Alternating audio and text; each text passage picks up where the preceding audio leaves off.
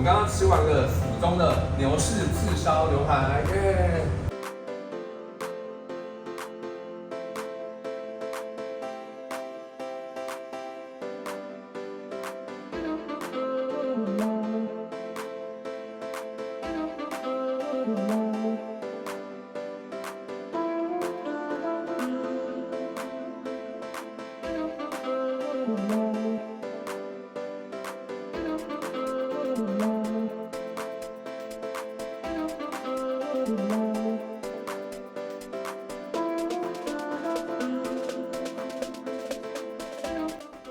好，那我们来看一下，等一下要吃什么吧。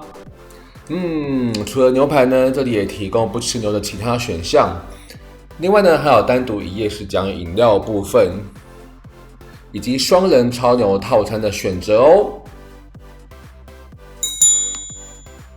如果呢，我们拿的号码牌是还要等一段时间的话呢，我们可以透过扫 QR code 的方式，它可以让你呢知道说你前面还有几组，噔，我可以知道我前面还有33组，我还要等45分钟。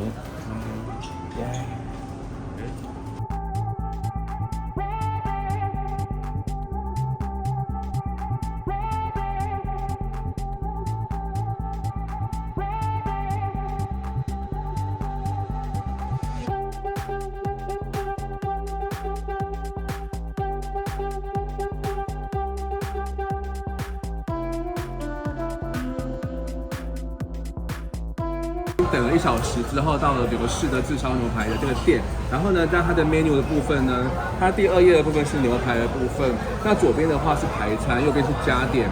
那点排餐的话呢，才能够有它很厉害的一个沙拉吧哦。那在另外一页的部分呢，会是属于非牛肉的排餐，那一样是这个部分才有沙拉吧，这边都是属于加点的部分，也有一些是属于双人的一些双人超值特餐的一些选项。那它的点餐方式呢，它是用手机扫 QR code 的方式，所以它是透过手机，然后来扫描 QR code， 就会打开来了它的一个 menu， 然后透过 menu 的方式呢来进行点餐的动作，然后它的用餐时间是90分钟，那我们就迫不及待点餐喽。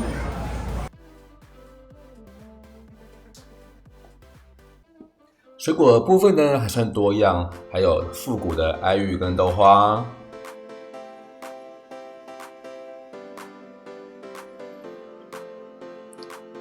接着呢是中规中矩的沙巴和一些腌制菜。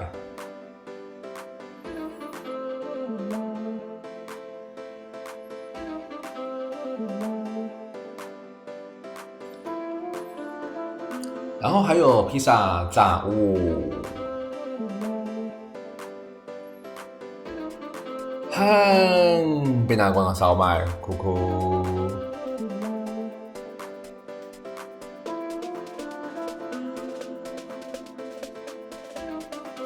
和还没煮好的牛肉汤在哭。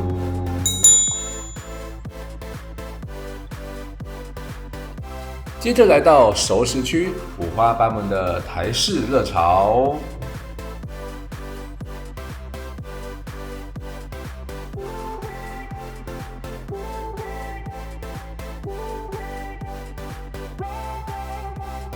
这个香肠好吃哦。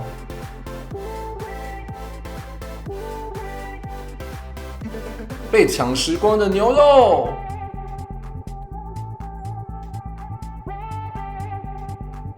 这个也没了。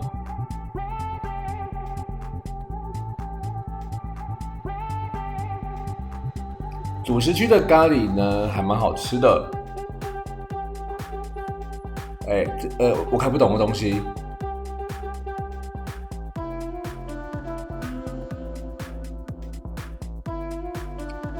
占位的餐包，最后不免俗的就是冰淇淋区啦。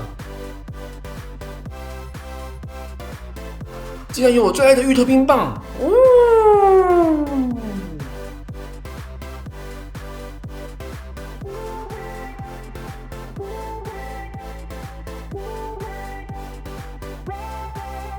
饮料区的咖啡呢还不错喝哦。我现在已经拿好了我的自助吧的食物，然后你以为我在吃 buffet 的餐厅而已吗？其实我们的主餐都还没有来，你看我们现在满桌的食物，然后我们拿了很多，它那边还有包含像披萨也有啊，然后也是台式的热炒啊，甚至于是基本的沙拉跟很特别的咖喱饭，还有像一般的港式的烧麦，它也都有提供。那待会就帮各位吃看它的这个吧，值不值得？它的咖喱酱是有点偏日式的，不是那种台式的咖喱酱，因为它是比较不会那一种辣的那种的，所以它颜色是比较偏咖啡色、深暗的。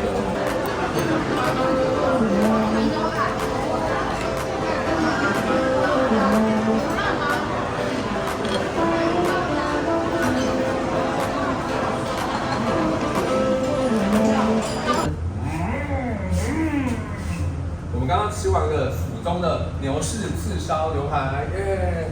然后呢，它的牛排呢，我个人觉得，我是点5分熟，然后它在炙烧的时候呢，你可以通过旁边的一个圆的一个铁板帮它做炙烧加热的动作。那我觉得它可以让你的牛排呢，可以属于你个人口味的熟度去加，我觉得是一个不错的设计。